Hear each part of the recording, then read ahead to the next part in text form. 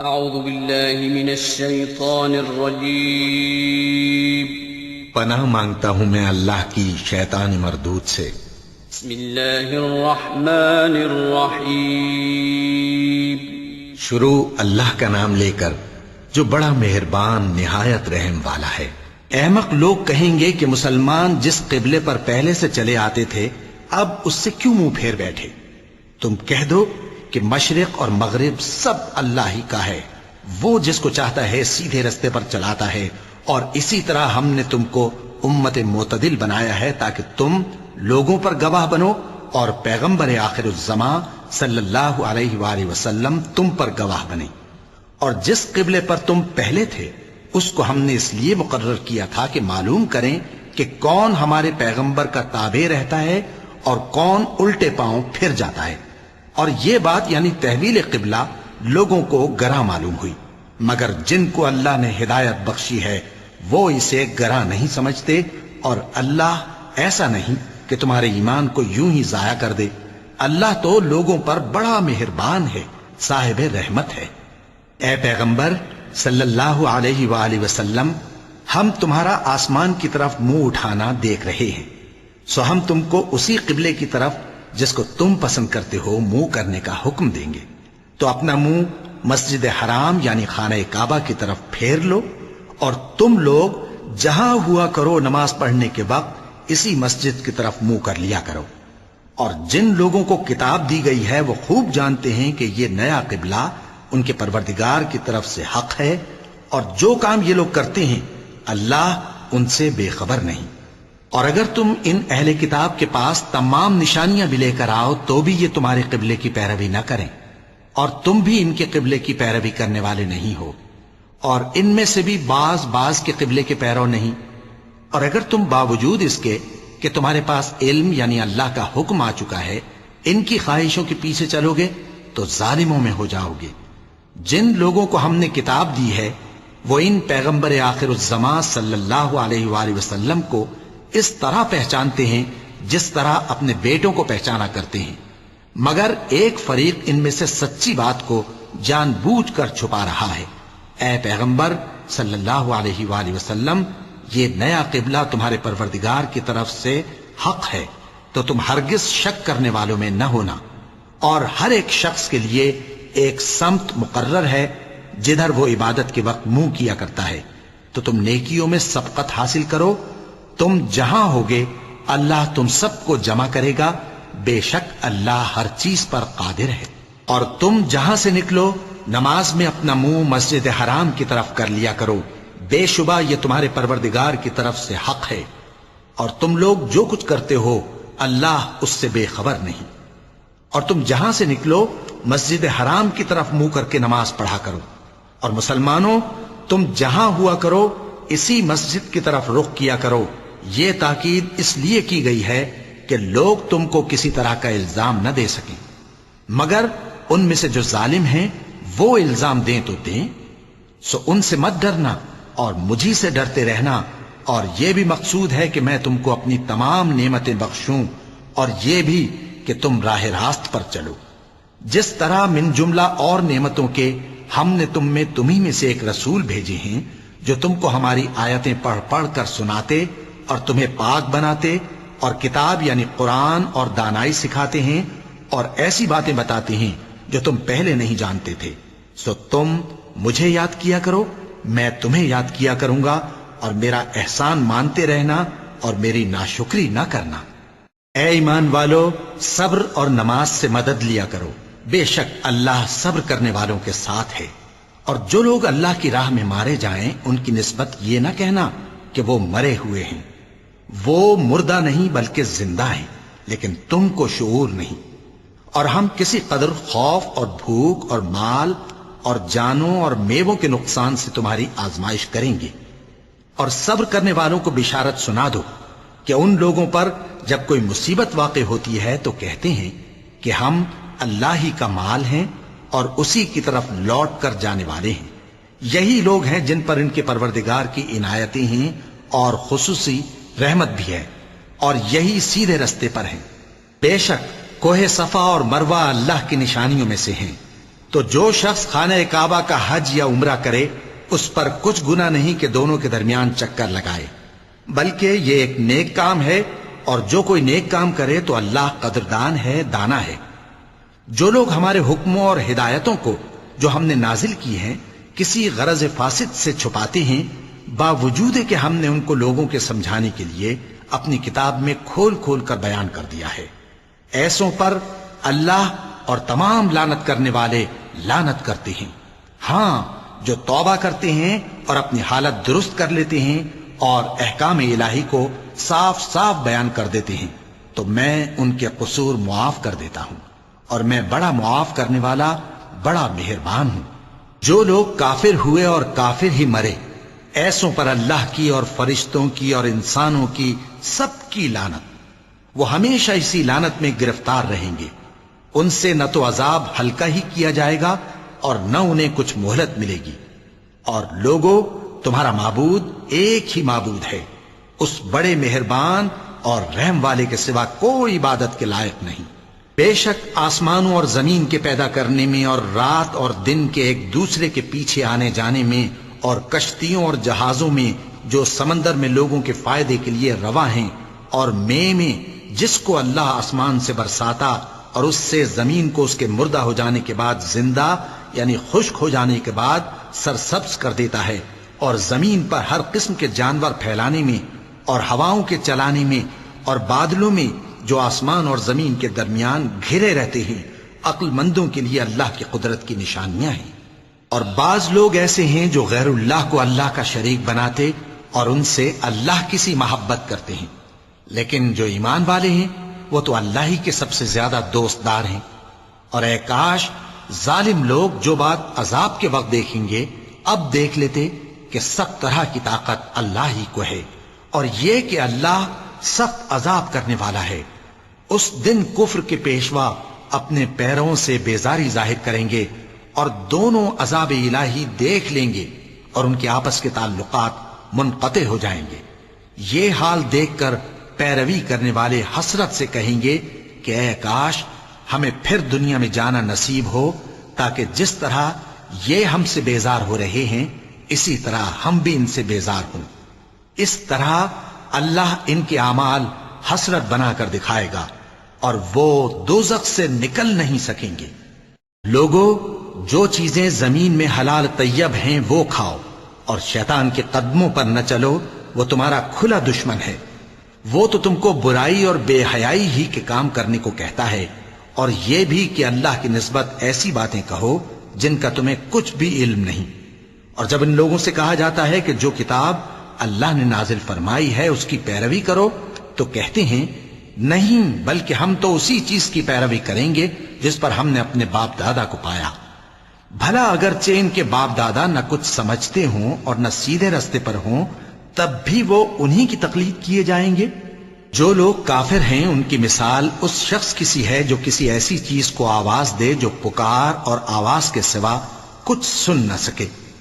یہ بہرے ہیں، گونگے ہیں، اندھے ہیں کہ کچھ سمجھ ہی نہیں سکتے۔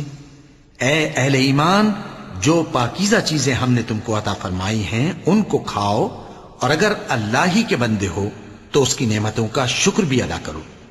اس نے تو تم پر بس مرا ہوا جانور اور لہو اور سور کا گوشت اور جس چیز پر اللہ کے سوا کسی اور کا نام پکارا جائے حرام کر دیا ہے۔ ہاں، جو مجبور ہو جائے بشرطے کہ اللہ کی نافرمانی نہ کرے اور حد ضرورت سے باہر نہ نکل جائے، اس پر کچھ گناہ نہیں۔ بے شک اللہ بخشنے والا ہے، رحم کرنے والا ہے۔ جو لوگ اللہ کی کتاب سے ان آیتوں اور ہدایتوں کو جو اس نے نازل فرمائی ہیں چھپاتے اور ان کے بدلے تھوڑی سی قیمت یعنی دنیاوی منفعت حاصل کرتے ہیں، وہ اپنے پیٹوں میں محض آگ بھرتے ہیں۔ ایسے لوگوں سے اللہ قیامت کے دن نہ کلام کرے گا اور نہ ان کو گناہوں سے پاک کرے گا، اور ان کے لیے دکھ دینے والا عذاب ہے۔ یہ وہ لوگ ہیں جنہوں نے ہدایت چھوڑ کر گمراہی اور بخشش چھوڑ کر عذاب خرید لیا۔ یہ آتش جہنم کی کیسی برداشت کرنے والے ہیں۔ یہ اس لیے کہ اللہ نے کتاب سچائی کے ساتھ نازل فرمائی، اور جن لوگوں نے اس کتاب میں اختلاف کیا وہ ضد میں آ کر نیکی سے دور ہو گئے ہیں۔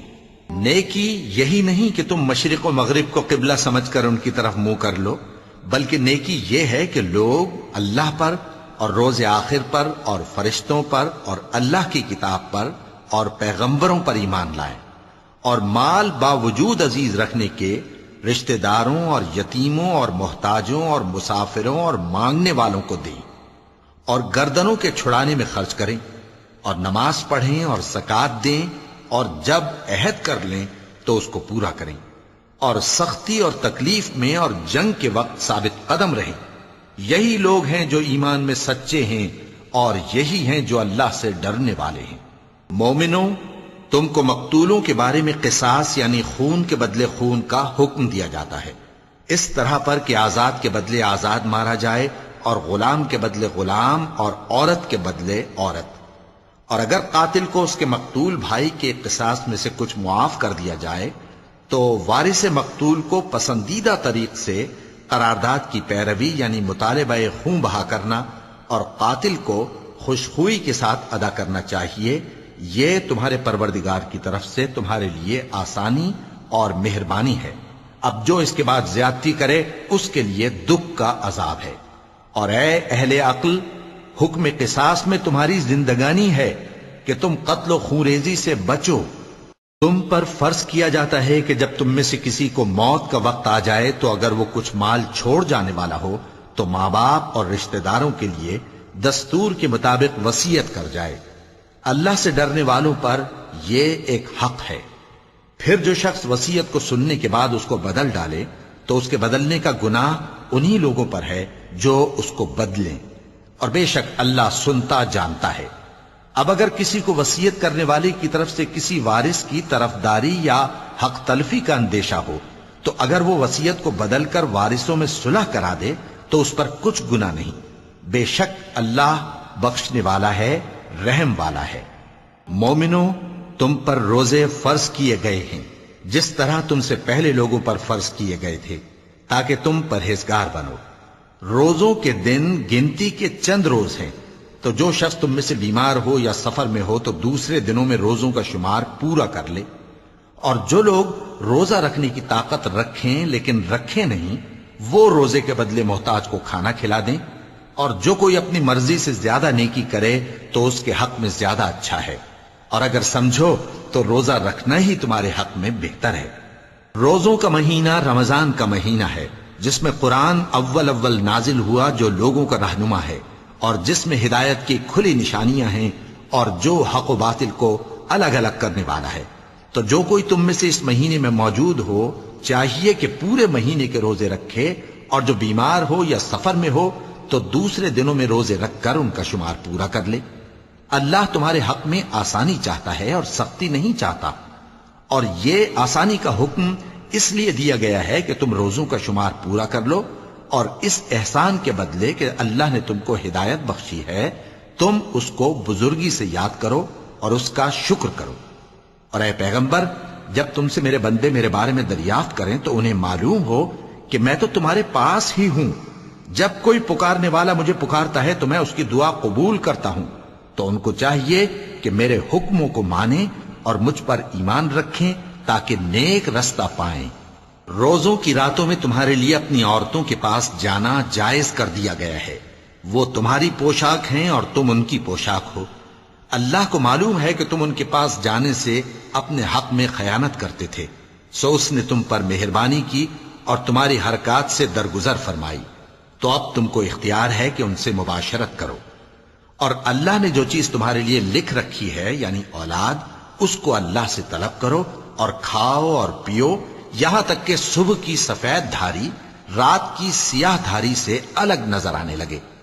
پھر روزہ رکھ کر رات تک پورا کرو، اور جب تم مسجدوں میں اعتکاف بیٹھتے ہو تو ان سے مباشرت نہ کرو، یہ اللہ کی حدیں ہیں، ان کے پاس نہ جانا۔ اسی طرح اللہ اپنی آیتیں لوگوں کے سمجھانے کے لیے کھول کھول کر بیان فرماتا ہے تاکہ وہ پرہیزگار بنے۔ اور آپس میں ایک دوسرے کا مال ناحق نہ کھاؤ، اور نہ اس کو رشوتاً حاکموں کے پاس پہنچاؤ تاکہ لوگوں کے مال کا کچھ حصہ ناجائز طور پر کھا جاؤ، اور اسے تم جانتے بھی ہو۔ اے پیغمبر، لوگ تم سے نئے چاند کے بارے میں دریافت کرتے ہیں کہ گھٹتا بڑھتا کیوں ہے۔ کہہ دو کہ وہ لوگوں کے کاموں کی میعادیں اور حج کے وقت معلوم ہونے کا ذریعہ ہے، اور نیکی اس بات میں نہیں کہ احرام کی حالت میں گھروں میں ان کے پچھواڑے کی طرف سے آؤ، بلکہ نیکوکار وہ ہے جو پرہیزگار ہو، اور گھروں میں ان کے دروازوں سے آیا کرو اور اللہ سے ڈرتے رہو تاکہ کامیاب ہو جاؤ۔ اور جو لوگ تم سے لڑتے ہیں تم بھی اللہ کی راہ میں ان سے لڑو، مگر زیادتی نہ کرنا کہ اللہ زیادتی کرنے والوں کو دوست نہیں رکھتا۔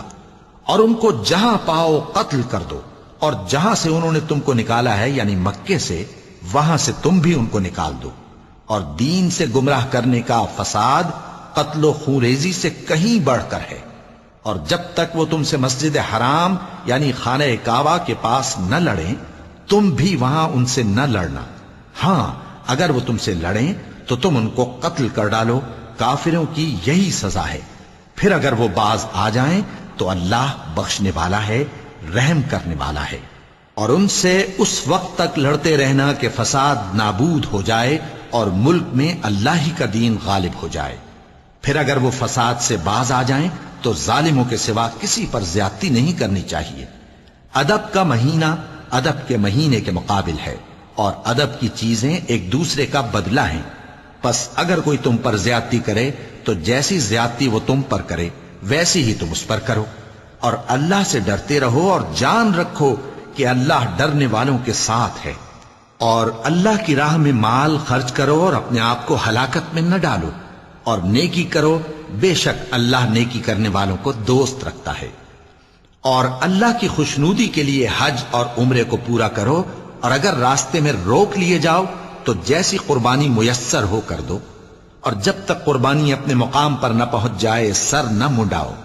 اور اگر کوئی تم میں بیمار ہو یا اس کے سر میں کسی طرح کی تکلیف ہو تو اگر وہ سر منڈا لے تو اس کے بدلے روزے رکھے یا صدقہ دے یا قربانی کرے۔ پھر جب تکلیف دور ہو کر تم مطمئن ہو جاؤ تو جو تم میں حج کے وقت تک عمرے سے فائدہ اٹھانا چاہے وہ جیسی قربانی میسر ہو کرے، اور جس کو قربانی نہ ملے وہ 3 روزے ایام حج میں رکھے اور 7 جب واپس ہو، یہ پورے 10 ہوئے۔ یہ حکم اس شخص کے لیے ہے جس کے اہل و عیال مکے میں نہ رہتے ہوں۔ اور اللہ سے ڈرتے رہو اور جان رکھو کہ اللہ سخت عذاب دینے والا ہے۔ حج کے مہینے معین ہیں جو معلوم ہیں، تو جو شخص ان مہینوں میں حج کی نیت کر لے تو حج کے دنوں میں نہ عورتوں سے اختلاط کرے، نہ کوئی برا کام کرے اور نہ کسی سے جھگڑے۔ اور جو نیک کام تم کرو گے وہ اللہ کو معلوم ہو جائے گا۔ اور زاد راہ یعنی رستے کا خرچ ساتھ لے جاؤ، کیونکہ بہترین زاد راہ پرہیزگاری ہے۔ اور اے اہل عقل مجھی سے ڈرتے رہو، اس کا تمہیں کچھ گناہ نہیں کہ حج کے دنوں میں بذریعہ تجارت اپنے پروردگار سے روزی طلب کرو۔ اور جب عرفات سے واپس ہونے لگو تو مشعر حرام یعنی مزدلفہ میں اللہ کا ذکر کرو، اور اس طرح ذکر کرو جس طرح اس نے تم کو سکھایا، اور اس سے پیشتر تم لوگ ان طریقوں سے محض ناواقف تھے۔ پھر جہاں سے اور لوگ واپس ہوں وہیں سے تم بھی واپس ہو، اور اللہ سے بخشش مانگو، بے شک اللہ بخشنے والا ہے، رحمت کرنے والا ہے۔ پھر جب حج کے تمام ارکان پورے کر چکو تو مینا میں اللہ کو یاد کرو جس طرح اپنے باپ دادا کو یاد کیا کرتے تھے، بلکہ اس سے بھی زیادہ۔ اور بعض لوگ ایسے ہیں جو اللہ سے التجا کرتے ہیں کہ اے پروردگار ہم کو جو دینا ہے دنیا ہی میں دے دے، اور ایسے لوگوں کا آخرت میں کچھ حصہ نہیں۔ اور بعض ایسے ہیں کہ دعا کرتے ہیں کہ پروردگار ہم کو دنیا میں بھی نعمت عطا فرما اور آخرت میں بھی نعمت بخشیو اور دوزخ کے عذاب سے محفوظ رکھیو۔ یہی لوگ ہیں جن کے لیے ان کے کاموں کا حصہ یعنی اجر نیک تیار ہے، اور اللہ جلد حساب لینے والا ہے۔ اور قیام منی کے دنوں میں جو گنتی کے دن ہیں اللہ کو یاد کرو، اگر کوئی جلدی کرے اور 2 ہی دن میں چل دے تو اس پر بھی کچھ گناہ نہیں، اور جو بات تک ٹھہرا رہے اس پر بھی کچھ گناہ نہیں۔ یہ باتیں اس شخص کے لیے ہیں جو اللہ سے ڈرے، اور تم لوگ اللہ سے ڈرتے رہو اور جان رکھو کہ تم سب اس کے پاس جمع کیے جاؤ گے۔ اور کوئی شخص تو ایسا ہے جس کی گفتگو دنیا کی زندگی میں تم کو دلکش معلوم ہوتی ہے اور وہ اپنے معافی ضمیر پر یعنی اس بات پر جو اس کے دل میں ہے اللہ کو گواہ بناتا ہے، حالانکہ وہ سخت جھگڑالو ہے۔ اور جب پیٹ پھیر کر چلا جاتا ہے تو زمین میں دوڑتا پھرتا ہے تاکہ اس میں فتنہ انگیزی کرے اور کھیتی کو برباد اور انسانوں اور حیوانوں کی نسل کو نابود کر دے، اور اللہ فتنہ انگیزی کو پسند نہیں کرتا۔ اور جب اس سے کہا جاتا ہے کہ اللہ سے خوف کر تو غرور اس کو گناہ میں پھنسا دیتا ہے، سو اس کو جہنم کافی ہے اور وہ بہت برا ٹھکانہ ہے۔ اور کوئی شخص ایسا ہے کہ اللہ کی خوشنودی حاصل کرنے کے لیے اپنی جان بیچ ڈالتا ہے، اور اللہ بندوں پر بہت مہربان ہے۔ مومنو، اسلام میں پورے پورے داخل ہو جاؤ اور شیطان کے پیچھے نہ چلو، وہ تو تمہارا کھلا دشمن ہے۔ پھر اگر تم احکام روشن پہنچ جانے کے بعد لڑکھڑا جاؤ تو جان رکھو کہ اللہ غالب ہے، حکمت والا ہے۔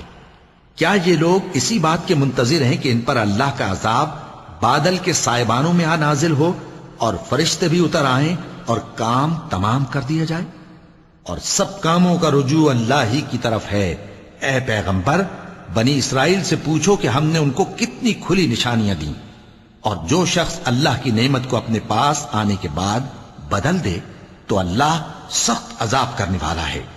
اور جو کافر ہیں ان کے لیے دنیا کی زندگی خوشنما کر دی گئی ہے اور وہ مومنوں سے تمسخر کرتی ہیں، لیکن جو پرہیزگار ہیں وہ قیامت کے دن ان سے اوپر ہوں گے۔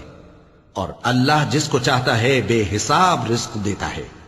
پہلے تو سب لوگوں کا ایک ہی مذہب تھا، لیکن وہ آپس میں اختلاف کرنے لگے تو اللہ نے ان کی طرف بشارت دینے والے اور ڈر سنانے والے پیغمبر بھیجے اور ان پر سچائی کے ساتھ کتابیں نازل کیں تاکہ جن امور میں لوگ اختلاف کرتے تھے ان کا ان میں فیصلہ کر دے۔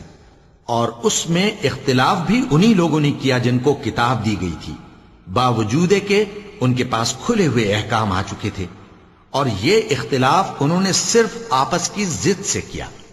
تو جس امر حق میں وہ اختلاف کرتے تھے اللہ نے اپنی مہربانی سے مومنوں کو اس کی راہ دکھا دی، اور اللہ جس کو چاہتا ہے سیدھا رستہ دکھا دیتا ہے۔ کیا تم یہ خیال کرتے ہو کہ یوں ہی بہشت میں داخل ہو جاؤ گے، اور ابھی تم کو پہلے لوگوں کی سی مشکلیں تو پیش آئی ہی نہیں؟ ان کو بڑی بڑی سختیاں اور تکلیفیں پہنچیں اور وہ صعوبتوں میں ہلا ہلا دیے گئے، یہاں تک کہ پیغمبر اور مومن لوگ جو ان کے ساتھ تھے سب پکار اٹھے کہ کب اللہ کی مدد آئے گی۔ دیکھو اللہ کی مدد ان قریب آیا چاہتی ہے۔ اے نبی، لوگ تم سے پوچھتے ہیں کہ اللہ کی راہ میں کس طرح کا مال خرچ کریں۔ کہہ دو کہ جو چاہو خرچ کرو، لیکن جو مال خرچ کرنا چاہو وہ درجہ بدرجہ اہل استحقاق یعنی ماں باپ کو اور قریب کے رشتہ داروں کو اور یتیموں کو اور محتاجوں کو اور مسافروں کو سب کو دو، اور جو بھلائی تم کرو گے اللہ اس کو جانتا ہے۔ مسلمانوں، تم پر اللہ کے رستے میں لڑنا فرض کر دیا گیا ہے، اور وہ تمہیں ناگوار تو ہوگا، مگر عجب نہیں کہ ایک چیز تم کو بری لگے اور وہ تمہارے حق میں بھلی ہو، اور عجب نہیں کہ ایک چیز تم کو بھلی لگے اور وہ تمہارے لیے مضر ہو، اور ان باتوں کو اللہ ہی بہتر جانتا ہے اور تم نہیں جانتے۔ اے پیغمبر، لوگ تم سے عزت والے مہینوں میں لڑائی کرنے کے بارے میں دریافت کرتے ہیں، کہہ دو کہ ان میں لڑنا بڑا گناہ ہے، اور اللہ کی راہ سے روکنا اور اس سے کفر کرنا اور مسجد حرام یعنی خانہ کعبہ میں جانے سے بند کرنا اور اہل مسجد کو اس میں سے نکال دینا جو یہ کفار کرتے ہیں، اللہ کے نزدیک اس سے بھی زیادہ گناہ ہے، اور فتنہ انگیزی خونریزی سے بھی بڑھ کر ہے۔ اور یہ لوگ ہمیشہ تم سے لڑتے رہیں گے، یہاں تک کہ اگر مقدور رکھیں تو تم کو تمہارے دین سے پھیر دیں، اور جو کوئی تم میں سے اپنے دین سے پھر کر کافر ہو جائے گا اور کافر ہی مرے گا تو ایسے لوگوں کے اعمال دنیا اور آخرت دونوں میں برباد ہو جائیں گے، اور یہی لوگ دوزخ میں جانے والے ہیں جس میں ہمیشہ رہیں گے۔ جو لوگ ایمان لائے اور اللہ کے لیے وطن چھوڑ گئے اور کفار سے جنگ کرتے رہے وہی اللہ کی رحمت کے امیدوار ہیں، اور اللہ بخشنے والا ہے، رحمت کرنے والا ہے۔ اے پیغمبر، لوگ تم سے شراب اور جوئے کا حکم دریافت کرتے ہیں، کہہ دو کہ ان میں گناہ بڑے ہیں اور لوگوں کے لیے کچھ فائدے بھی ہیں، مگر ان کے گناہ فائدوں سے کہیں زیادہ ہیں۔ اور یہ بھی تم سے پوچھتے ہیں کہ اللہ کی راہ میں کون سا مال خرچ کریں۔ کہہ دو کہ جو ضرورت سے زیادہ ہو. اس طرح اللہ تمہارے لیے اپنے احکام کھول کھول کر بیان فرماتا ہے تاکہ تم سوچو، یعنی دنیا اور آخرت کی باتوں میں غور کرو. اور تم سے یتیموں کے بارے میں بھی دریافت کرتے ہیں، کہہ دو کہ ان کی حالت کی اصلاح بہت اچھا کام ہے، اور اگر تم ان سے مل جل کر رہنا یعنی خرچ اکٹھا رکھنا چاہو تو وہ تمہارے بھائی ہیں، اور اللہ خوب جانتا ہے کہ خرابی کرنے والا کون ہے اور اصلاح کرنے والا کون. اور اگر اللہ چاہتا تو تم کو تکلیف میں ڈال دیتا، بے شک اللہ غالب ہے، حکمت والا ہے. اور مومنوں مشرک عورتوں سے جب تک وہ ایمان نہ لائیں نکاح نہ کرنا، کیونکہ مشرک عورت خواہ تم کو کیسی ہی بھلی لگے اس سے مومن لونڈی بہتر ہے. اور اسی طرح مشرک مرد جب تک ایمان نہ لائیں مومن عورتوں کو ان کی زوجیت میں نہ دینا، کیونکہ مشرک مرد سے خواہ وہ تم کو کیسا ہی بھلا لگے مومن غلام بہتر ہے. یہ مشرک لوگوں کو دوزخ کی طرف بلاتے ہیں، اور اللہ اپنی مہربانی سے بہشت اور بخشش کی طرف بلاتا ہے، اور اپنے حکم لوگوں سے کھول کھول کر بیان کرتا ہے تاکہ نصیحت حاصل کریں. اور تم سے حیض کے بارے میں دریافت کرتے ہیں، کہہ دو وہ تو نجاست ہے، سو ایام حیض میں عورتوں سے کنارہ کش رہو، اور جب تک وہ پاک نہ ہو جائیں ان سے مقاربت نہ کرو. ہاں جب وہ پاک ہو جائیں تو جس طریق سے اللہ نے تمہیں ارشاد فرمایا ہے ان کے پاس جاؤ. کچھ شک نہیں کہ اللہ توبہ کرنے والوں اور پاک صاف رہنے والوں کو دوست رکھتا ہے. تمہاری عورتیں تمہاری کھیتی ہیں، تو اپنی کھیتی میں جس طرح چاہو جاؤ، اور اپنے لیے نیک عمل آگے بھیجو، اور اللہ سے ڈرتے رہو، اور جان رکھو کہ ایک دن تمہیں اس کے روبرو حاضر ہونا ہے. اور اے پیغمبر ایمان والوں کو بشارت سنا دو، اور اللہ کے نام کو اس بات کا ہیلا نہ بنانا کہ اس کی قسمیں کھا کھا کر سلوک کرنے اور پرہیزگاری کرنے اور لوگوں میں صلح و سازگاری کرانے سے رک جاؤ. اور اللہ سب کچھ سنتا ہے، جانتا ہے. اللہ تمہاری لغو قسموں پر تم سے مواخذہ نہیں کرے گا، لیکن جو قسمیں تم قصد دلی سے کھاؤ گے ان پر مواخذہ کرے گا. اور اللہ بخشنے والا ہے، بردبار ہے. جو لوگ اپنی عورتوں کے پاس جانے کی قسم کھا لیں ان کو 4 مہینے تک انتظار کرنا چاہیے. اگر اس عرصے میں قسم سے رجوع کر لیں تو اللہ بخشنے والا ہے، مہربان ہے. اور اگر طلاق کا ارادہ کر لیں تو بھی اللہ سنتا ہے، جانتا ہے. اور طلاق والی عورتیں 3 حیض تک اپنے تئیں روکے رہیں، اور اگر وہ اللہ اور روز قیامت پر ایمان رکھتی ہیں تو ان کو جائز نہیں کہ اللہ نے جو کچھ ان کے شکم میں پیدا کیا ہے اس کو چھپائیں. اور ان کے خاوند اگر پھر موافقت چاہیں تو اس مدت میں وہ ان کو اپنی زوجیت میں لے لینے کے زیادہ حقدار ہیں. اور عورتوں کا حق مردوں پر ویسا ہی ہے جیسے دستور کے مطابق مردوں کا حق عورتوں پر ہے. البتہ مردوں کو عورتوں پر 1 درجہ فضیلت ہے، اور اللہ غالب ہے، صاحب حکمت ہے. طلاق صرف 2 بار ہے، یعنی جب 2 دفعہ طلاق دے دی جائے تو پھر عورتوں کو یا تو بطریق شائستہ نکاح میں رہنے دینا ہے یا بھلائی کے ساتھ چھوڑ دینا. اور یہ جائز نہیں کہ جو مہر تم ان کو دے چکے ہو اس میں سے کچھ واپس لے لو. ہاں اگر زن و شوہر کو خوف ہو کہ وہ اللہ کی حدوں کو قائم نہیں رکھ سکیں گے تو اگر عورت خاوند کے ہاتھ سے رہائی پانے کے بدلے میں کچھ دے ڈالے تو دونوں پر کچھ گناہ نہیں. یہ اللہ کی مقرر کی ہوئی حدیں ہیں، ان سے باہر نہ نکلنا. اور جو لوگ اللہ کی حدوں سے باہر نکل جائیں گے وہ گناہگار ہوں گے. پھر اگر شوہر 2 طلاقوں کے بعد تیسری طلاق عورت کو دے دے تو اس کے بعد جب تک عورت کسی دوسرے شخص سے نکاح نہ کر لے اس پہلے شوہر پر حلال نہ ہوگی. ہاں اگر دوسرا خاوند بھی طلاق دے دے اور عورت اور پہلا خاوند پھر ایک دوسرے کی طرف رجوع کر لیں تو ان پر کچھ گناہ نہیں، بشرطے کہ دونوں یقین کریں کہ اللہ کی حدوں کو قائم رکھ سکیں گے.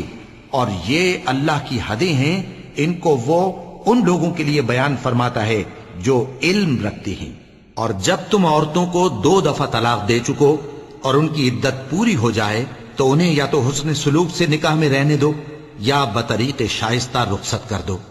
اور اس نیت سے ان کو نکاح میں نہ رہنے دینا چاہیے کہ انہیں تکلیف دو اور ان پر زیادتی کرو. اور جو ایسا کرے گا وہ اپنا ہی نقصان کرے گا. اور اللہ کے احکام کو ہنسی اور کھیل نہ بناؤ. اور اللہ نے تم کو جو نعمتیں بخشی ہیں اور تم پر جو کتاب اور دانائی کی باتیں نازل کی ہیں جن سے وہ تمہیں نصیحت فرماتا ہے ان کو یاد کرو، اور اللہ سے ڈرتے رہو، اور جان رکھو کہ اللہ ہر چیز سے واقف ہے۔ اور جب تم عورتوں کو طلاق دے چکو اور ان کی عدت پوری ہو جائے تو ان کو اپنے شوہروں کے ساتھ جب وہ آپس میں جائز طور پر راضی ہو جائیں نکاح کرنے سے مت روکو۔ اس حکم سے اس شخص کو نصیحت کی جاتی ہے جو تم میں اللہ اور روز آخر پر یقین رکھتا ہے۔ یہ تمہارے لیے نہایت خوب اور بہت پاکیزگی کی بات ہے، اور اللہ جانتا ہے اور تم نہیں جانتے۔ اور مائیں اپنے بچوں کو پورے 2 سال دودھ پلائیں، یہ حکم اس شخص کے لیے ہے جو پوری مدت تک دودھ پلوانا چاہے، اور دودھ پلانے والی ماؤں کا کھانا اور کپڑا دستور کے مطابق باپ کے ذمے ہوگا۔ کسی شخص کو اس کی طاقت سے زیادہ تکلیف نہیں دی جاتی، تو یاد رکھو کہ نہ تو ماں کو اس کے بچے کے سبب نقصان پہنچایا جائے اور نہ باپ کو اس کی اولاد کی وجہ سے نقصان پہنچایا جائے، اور اسی طرح نان و نفقہ بچے کے وارث کے ذمے ہے۔ اور اگر دونوں یعنی ماں باپ آپس کی رضامندی اور صلاح سے بچے کا دودھ چھڑانا چاہیں تو ان پر کچھ گناہ نہیں، اور اگر تم اپنی اولاد کو دودھ پلوانا چاہو تو تم پر کچھ گناہ نہیں، بشرطے کہ تم دودھ پلانے والیوں کو دستور کے مطابق ان کا حق جو تم نے دینا کیا تھا دے دو۔ اور اللہ سے ڈرتے رہو اور جان رکھو کہ جو کچھ تم کرتے ہو اللہ اس کو دیکھ رہا ہے۔ اور جو لوگ تم میں سے مر جائیں اور عورتیں چھوڑ جائیں تو وہ عورتیں 4 مہینے اور 10 دن اپنے آپ کو روکے رہیں، اور جب یہ عدت پوری کر چکیں اور اپنے حق میں پسندیدہ کام یعنی نکاح کر لیں تو تم پر کچھ گناہ نہیں، اور اللہ تمہارے سب کاموں سے واقف ہے۔ اگر تم اشارے کنائے میں عورتوں کو نکاح کا پیغام بھیجو یا نکاح کی خواہش کو اپنے دلوں میں مخفی رکھو تو تم پر کچھ گناہ نہیں۔ اللہ کو معلوم ہے کہ تم ان سے نکاح کا ذکر کرو گے، مگر ایام عدت میں اس کے سوا کے دستور کے مطابق کوئی بات کہہ دو، پوشیدہ طور پر ان سے قول و قرار نہ کرنا، اور جب تک عدت پوری نہ ہو لے نکاح کا پختہ ارادہ نہ کرنا۔ اور جان رکھو کہ جو کچھ تمہارے دلوں میں ہے اللہ کو سب معلوم ہے، تو اس سے ڈرتے رہو اور جان رکھو کہ اللہ بخشنے والا ہے، حلم والا ہے۔ اور اگر تم عورتوں کو ان کے پاس جانے یا ان کا مہر مقرر کرنے سے پہلے طلاق دے دو تو تم پر کچھ گناہ نہیں، ہاں ان کو دستور کے مطابق کچھ خرچ ضرور دو، یعنی مقدور والا اپنے مقدور کے مطابق دے اور تنگ دست اپنی حیثیت کے مطابق۔ نیک لوگوں پر یہ ایک طرح کا حق ہے۔ اور اگر تم عورتوں کو ان کے پاس جانے سے پہلے طلاق دے دو لیکن مہر مقرر کر چکے ہو تو آدھا مہر دینا ہوگا۔ ہاں اگر عورتیں مہر بخش دیں یا مرد جن کے ہاتھ میں عقد نکاح ہے اپنا حق چھوڑ دیں اور پورا مہر دے دیں تو ان کو اختیار ہے۔